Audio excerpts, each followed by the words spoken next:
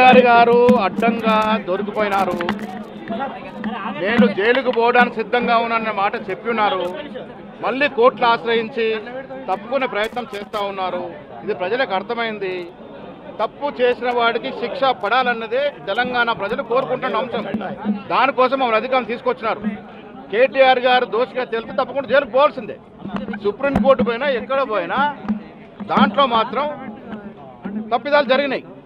Formula ఈ car రేస్లో తప్పిదాలు జరిగినాయి కాబట్టి శిక్ష తప్పదు. కేటీఆర్ గారు అడ్డంగా దొరికిపోయినారు.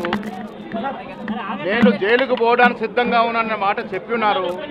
మళ్ళీ కోర్టులు ఆశ్రయించి తప్పుకునే ప్రయత్నం చేస్తూ ఉన్నారు. ఇది ప్రజలకు అర్థమైంది. తప్పు చేసిన వాడికి శిక్ష పడాలన్నదే తెలంగాణ ప్రజలు కోరుకుంటున్న అంశం. దానికోసం మమ్మల్ని అధికారులు తీసుకొచ్చినారు.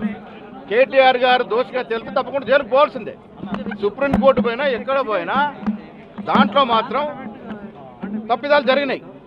ఫార్ములా ఈ కార్ రేస్లో తప్పిదాలు జరిగినాయి కాబట్టి శిక్ష తప్పదు. ప్రపంచంలో ఏ మూల ఏ క్షణం ఏం జరుగుతుందో వేగంగా తెలుసుకోవడానికి తొలి వెలుగు వాట్సాప్ ఛానల్ని ఫాలో చేయండి.